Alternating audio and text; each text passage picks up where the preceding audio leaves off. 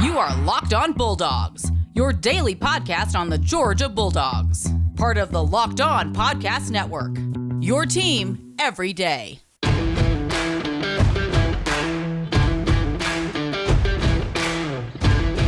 Hello and welcome to the Locked On Bulldogs podcast.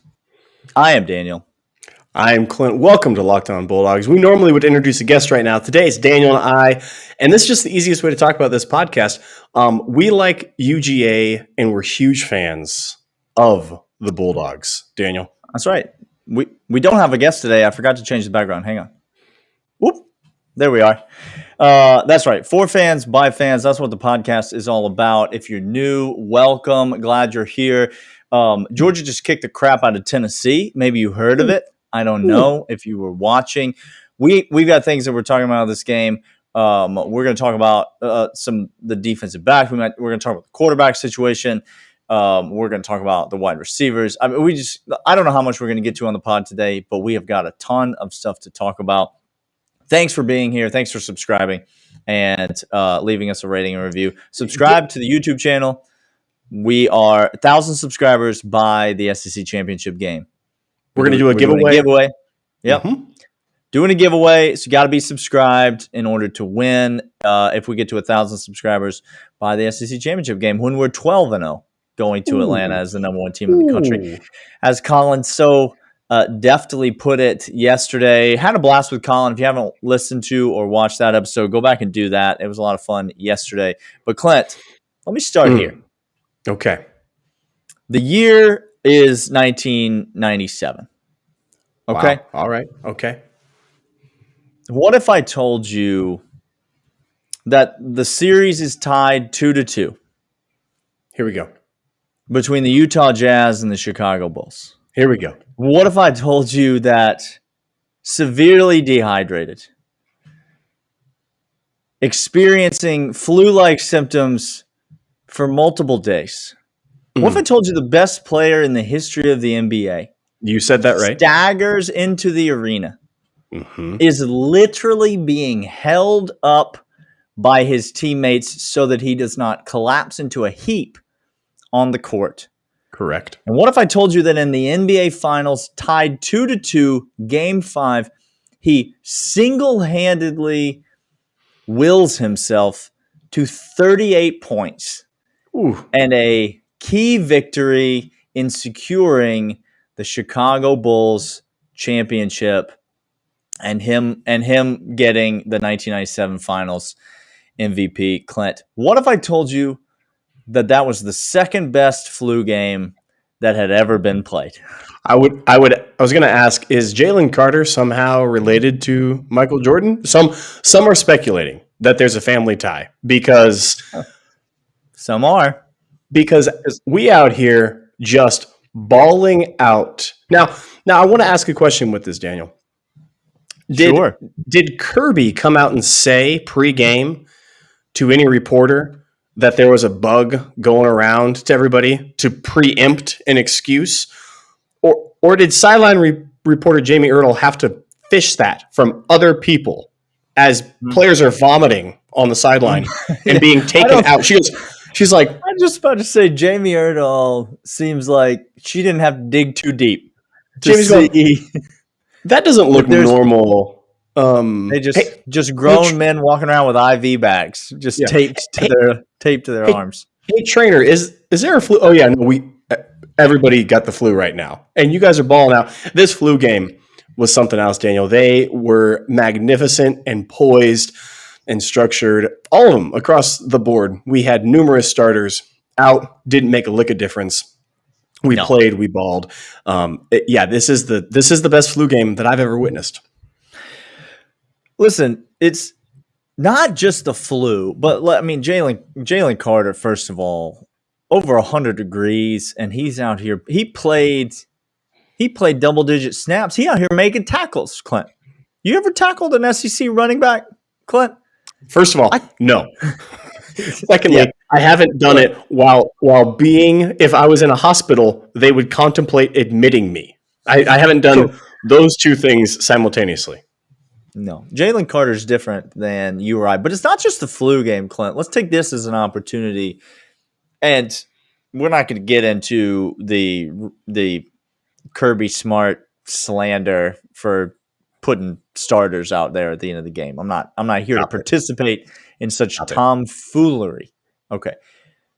But we will say that players are dropping left and right in this game. And this is not Tennessee fake injury players dropping. You understand? This is not to slow the tempo down. This is like players are legitimately dinged and banged.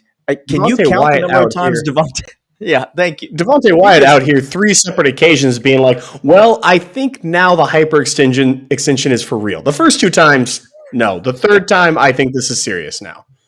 Yeah, Nolan Smith goes down. Jordan Davis goes down. Devontae Wyatt goes down. Jalen Carter's out here vomiting on the field. Like, there's no defensive line left. We're talking about, like, we are way into the 2 deep, 3 deep before the game really even gets going. And yet, Clint, the defense just rolls out players. Again, Georgia fans, stop for a moment and think. Reflect on this, okay? Yes, thank you. There are times, and other teams this year, where you lose your starting nose tackle, and you think to yourself, well, there goes the entire game plan. Now guards are going to get on the backers. They're not going to be able to run free. That sets up the play action. That sets up the DBs. Oh, no. And then, we can't get pressure off the edge. Who's going to come in with the sacks? We lost Adam Anderson. Now we're losing Nolan Smith. Like, yada, yada, yada, yada.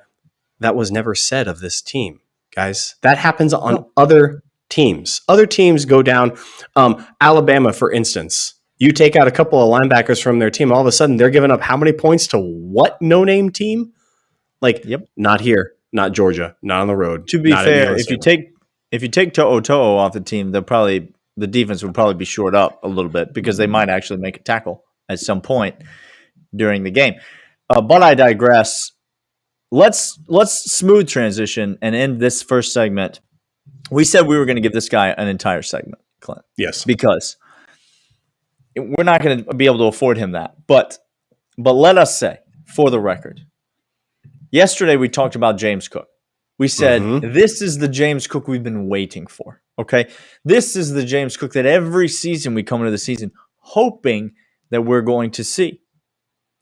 Such is not the case with Robert Beal, Georgia fans. Now listen, Georgia fans, don't make me come after you.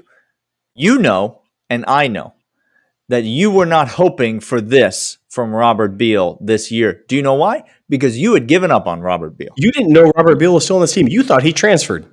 You and I and Clint and everybody else had just kicked Robert Beal to the curb and said, good luck being the starting quarterback at Temple, Robert Beal.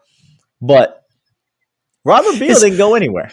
No, Robert Beal also didn't have brain surgery. And he didn't Robert Beal's head was not just laid open on the operating table, just brains everywhere. Okay. Robert Beal, boy, T's and P's to Temple, by the way. How bad is that team? That team is really bad. Okay. Robert Beal just waiting his turn, but then when he gets his turn, Clint, this cat can play. You forget, this is a 5-star kid. He came out, and listen, we talked about it yesterday with Channing Tindall.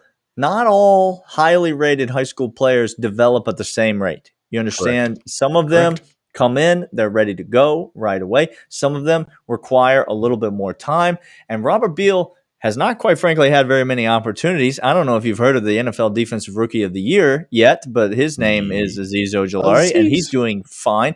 I don't know if you've heard of Adam Anderson, who was leading this team in sacks before he was indefinitely suspended. I don't know if you've heard of this guy, Nolan Smith, who was the number 1 high school player to come out in a half a decade.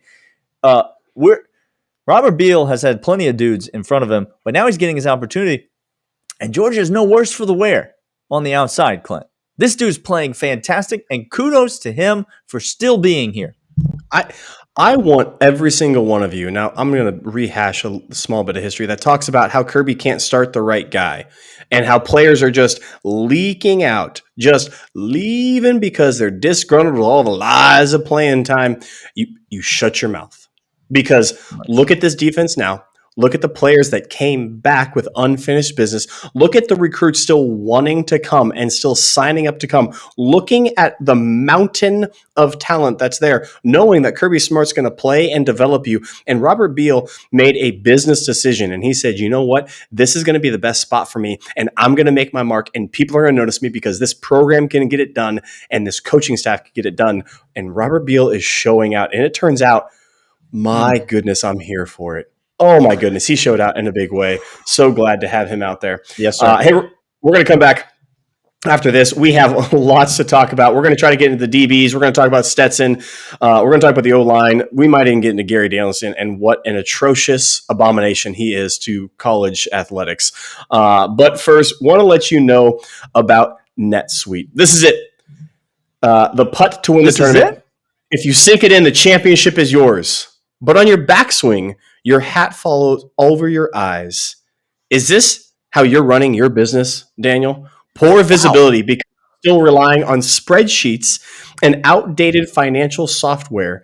To see the full picture, you need to upgrade to NetSuite by Oracle. NetSuite is the #1 cloud financial system to power your growth with visibility and control of your financials, inventory, HR, planning, budgeting, and more. NetSuite is everything you need to grow all in one place.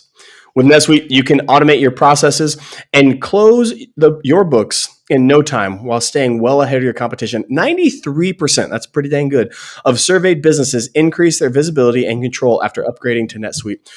Over 27,000 businesses already use NetSuite, and right now, through the end of the year, NetSuite is offering a one-of-a-kind financing program to those ready to upgrade at netsuite.com/lockedonNCAA. Head over to netsuite.com/lockedonNCAA for special end-of-the-year financing on the #1 financial system for growing businesses, netsuite.com/lockedonNCAA. Clint, I got a question for you. I love daily fantasy. Big fan of it. Enjoy it. Do you know what I hate? What do you hate? The NFL. That's it. Hate the NFL. Do you know Unwatchable. why? Because it's unwatchable. It's unwatchable. Do you know what I love? What's that? College football. Particularly Brock Bowers. That's what I love. Now, if only there were a way, Clint, for me to play daily fantasy with college football players. Do you know what I feel like? I feel like I know enough about college football. Yes. That if someone would just give me fair odds and they would allow me to choose the props that I want, the players that I want, the stats that I want, and I just choose the over or I choose the under. The lines are set. Everything is fair. And I just pick my side. And then I set my lineup, and I win. I feel like I would be able to do that, Clint. If only there was such a company. What if I said Prize Picks is what you're looking for? Well, it's Prize Picks. I've already signed up for it. I forgot. Listen, tell the people the promo code because they like free money, and they want to go to Prize Picks right now. They want to enter this promo code. They want to get their free money. Are they going to give us free money, Clint? Is that free money up to 100% deposit match on up to $100? PrizePicks.com. Promo code locked on. $100 price match deposit match guarantee up to $100. You love to see it. All right. I think we go with Stetson Bennett next. We got to go Stetson Bennett. Yeah. Okay. Yeah. Here we go. You ready? Everybody ready? Bring it in. Bring it in. Georgia fan. Bring it in. Okay. We just need to have a kind of a tough love. This is not even the more you know. Okay? This is not even that.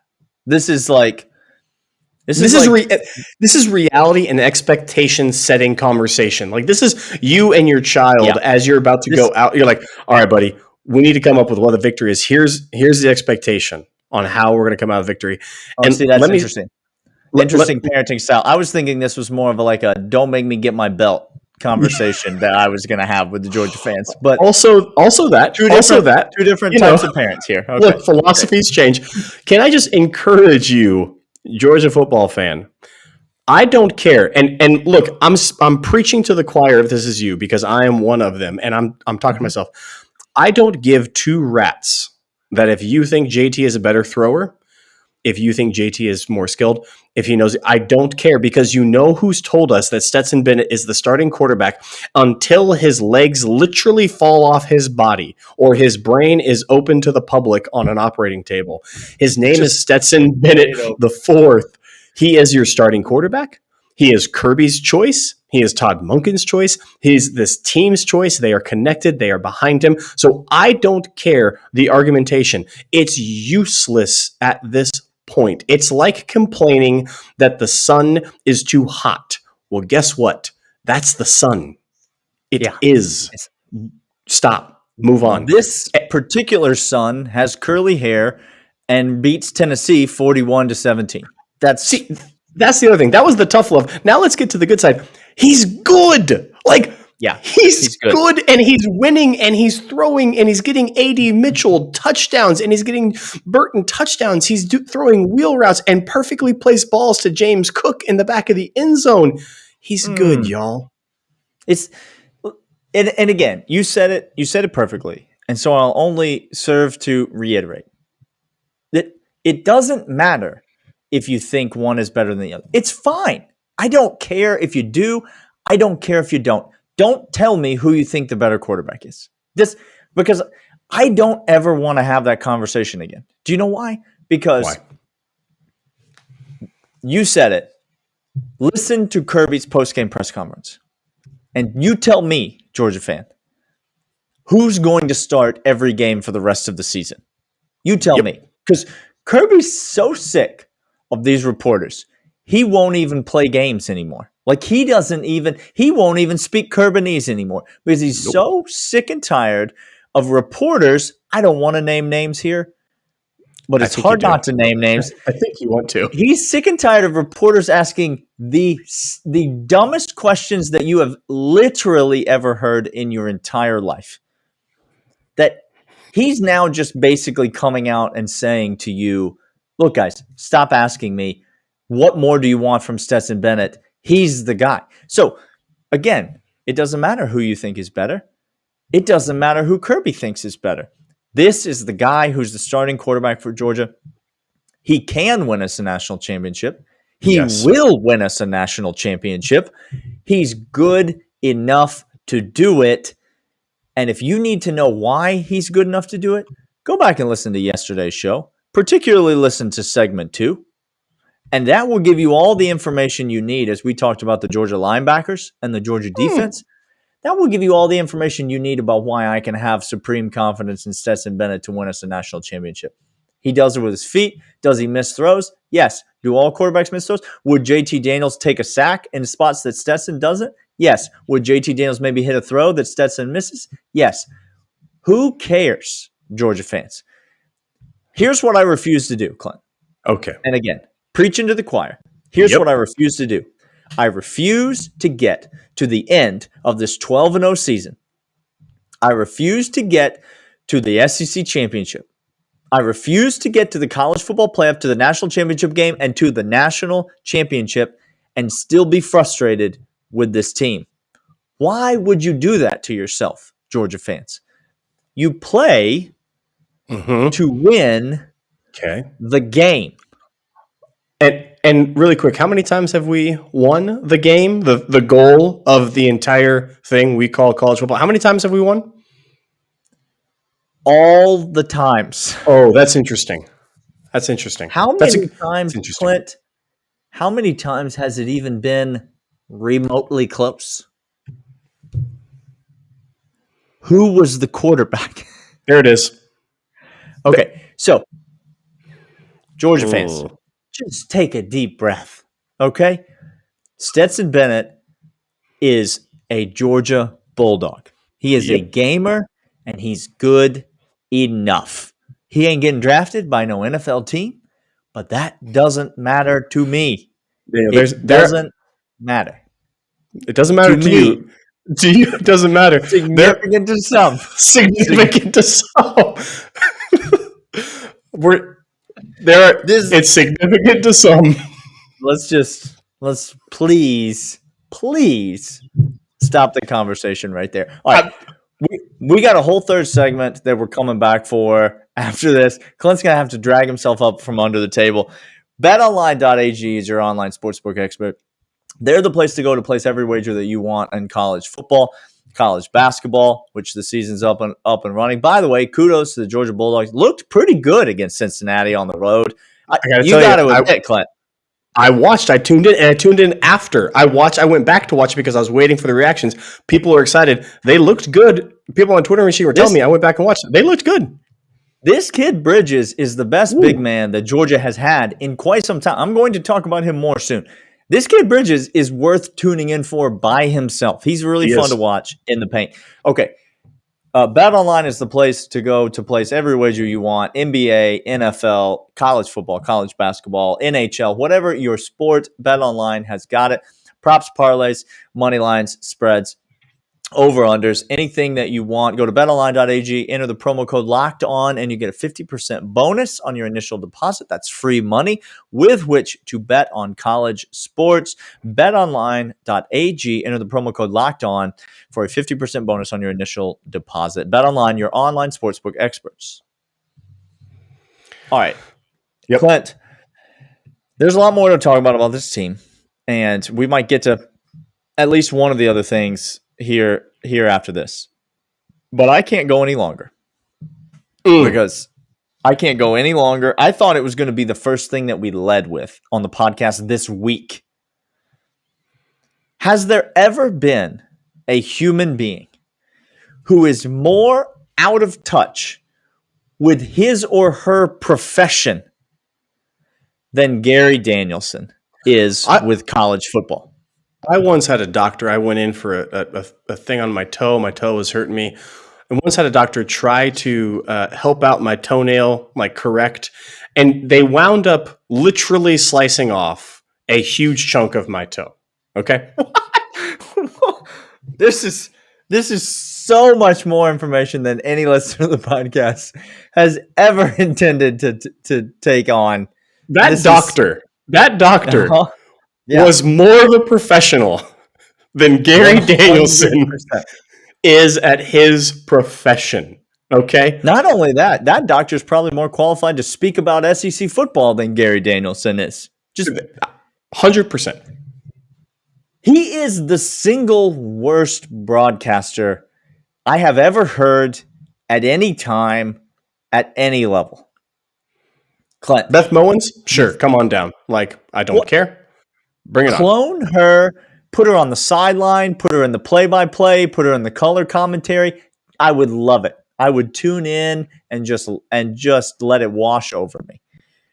Gary Danielson, the things that he says, the way that he says them, the way that he has no idea, Clint, what down it is. We're talking about things that everyone watching knows. Oh, it's gonna be a fourth down decision for Kirby and the Georgia Bulldogs. No, that was second down. It's only third down now, so we'll be calling another play before we have to make any decision on anything, Gary. Well, the result of that sack fumble doesn't really matter because it's gonna be Georgia's ball either way. No, because it was third down. It wasn't fourth down. It was third down. So it actually matters a great deal. The result of it's like is he drunk? Is he just that? There was a time at which he turned, coming back from halftime, I think, and it was, let's get your thoughts on the starting of the second half, and he froze for a good 5 seconds in silence in the booth, and he didn't know what to say. He just said, line. Line. Tell me what to say. Is Nick Saban here? Can I talk about Nick Saban? How's Alabama doing? They're number one, right? They're undefeated. They're SEC. Alabama. All right, let's move on. He's the worst. You know who's not the worst, Clint? Ooh. Okay. Can I please? Yep. I know I love Jorge Pickens. You do. Noted. I do. It's noted. He has all the feels. Do you know how many times I have missed Jorge this year, Daniel? That's a zero. And it's 0 times. And you know why? Because this man, A.D. Mitchell, out here, and if he was our only wide receiver weapon, guys, he'd be leading the SEC in reception yards, and receiving touchdowns. It just so happens he shares a field with the likes of Big O, Brock Bowers, Jermaine Burton, Arian Smith. I mean, we go on. But A.D. Mitchell is this dude. He made a cut on a comeback. It was show-stopping. This man has all the tools, and he's so flippin' young. He has the knowledge of where the soft spot is. He has the explosiveness. He has the catch radius. He is every single bit of what Jorge was going to be to this team this year before the injury. He's that dude. Like, I'm telling you, the way this man moves in and out of cuts, Clint, the way that he runs his routes, Clint, you don't see it. You don't see it all that often in college football. You certainly don't see it all that often cheering for them Georgia Bulldogs, Clint, because it hadn't been around all that often. This is a true freshman. Now, A.D. Mitchell, a bit of a struggle last week. Still, I mean, nothing terrible. Nobody's going to threaten to cut him from the team or anything from his performance last week, but a bit of a struggle last week. All right? Had a drop. Made a big catch, made up for it, but had maybe 2 drops if I can remember correctly. Bit of a struggle for AD last week. But that second quarter, Clint, he went straight takeover in this game, didn't he? He just said, "Stet, look me in the eyes. You look at me. I'll be open. Throw me the ball. Don't look anywhere else. Throw me the ball. Don't wait till I'm open either. I'll be open. You throw the ball on time. I'll be there. I promise you." And sure enough, that's what Stets did. And that's what A.D. Mitchell did, Clint. Oh, my gosh. This wide receiving core. We hadn't even talked this week about Brock Bowers. Look. Who is – you want to talk about a lagoon creature, Clint. You want to talk about a creature from the lagoon. Who is Brock Bowers and why? How? In what way? All of these questions cease to be answered. We're asking Kirby about if he runs counter, okay? If he knows what a counter play is. Literally, reporters. We don't want to name names, but sometimes a question is so dumb. Legendarily dumb. Kirby, do you run counter? Do you know? I mean, is that in the playbook? Do you know what that is, Kirby? I don't think I understand the question. Do I understand what a simple run play that's been around since 60 is? Yes, it's a staple in every single offensive playbook ever. I understand that he's doing just fine for himself. But Kirby doesn't make enough money to answer some of these questions. You understand? It's far be it for me but he doesn't make enough money to answer some of these questions. Look, A.D. Mitchell, though, A.D. Mitchell is that dude. Brock Bowers is that dude. There is no one like him in the entire landscape of college football. Big O is not like him. Big O is a different creature. He is also a lagoon creature, but it's a different creature. It's a different lagoon. It's a different lagoon entirely. Look, I don't know all the amphibians. Marsh. I don't know all the species and the genus of them. I don't even know what a dolphin pod is. Who am I to say what comes from a marsh and a swamp? And I don't know. Lagoon. No, Brock Bowers is acrobatic tight end who punishes people. I've never seen a dude. The only comp that I have of the attitude of this guy, and that's what it comes down to, his body work it's Champ Bailey or it's Hines Ward, where they don't fit a profile. How Hines Ward did not fit a profile of a wide receiver where he enjoyed being an offensive tackle and catching balls and throwing them. Champ Bailey, same thing, where he enjoyed punishing people and locking down coverage corner. You just don't get those types of people that are in the same body. Playing 240 snaps a game. That is Brock. Brock can do this acrobatic catch on the sideline and face palm a dude into the ground, as well as inline block on a screen. I don't know if I've ever seen in my life, Daniel. I'm not exaggerating right now. I'm trying not to be hyperbolic. I have never seen a tight end like him. I've never seen a football player like him. Daniel? Yeah. Yeah. Listen, here's the beauty of it, Clint. How many teams are there? 130 teams? 136, 132, something like that. Let's just round down to 130. Yeah. 130 teams in college football. I would guess 124 of them are all thinking about next year. You know what I'm saying? Because this year, pretty much over. I'll tell you this. Brock Bowers, definitely not a swamp creature. He might be a marsh creature or a lagoon creature. Definitely not a swamp creature. If he were a swamp creature, he would have given up 52 points to Samford. That was a slip of the tongue. But it's 130 dead on. 130 teams in college football, 124 of them all thinking about next year, because guess what? This year is over. Guess who's not thinking about next year yet, Clint? Georgia. This guy. But let me just forecast a little bit for you. We're talking about A.D. Mitchell and Brock Bowers, Clint. A.D. Mitchell and Brock Bowers. Now, these guys are fairly good. Do players normally get better or worse between their first and second year in college? Are we talking about quarterback under Dan Mullen, or are we talking? No. Okay. No. Okay. Well, then they get better. They get better. That's what I was going for. I should have made it more simple for you. You should have. Now, these players are already good. They're going to get better. They're both going to be here next year. But what if I told you they're also going to be here the year after that? Clint? There it is. You understand, like, Kirby has not just recruited a receiving core that's good, but he's recruited a receiving core that's going to be elite for the foreseeable future. Like, in perpetuity. I know guys still coming into the program, and welcome to them. Sure. And that's fantastic. Sure. But these young receivers, Clint, this is something different. It's something special.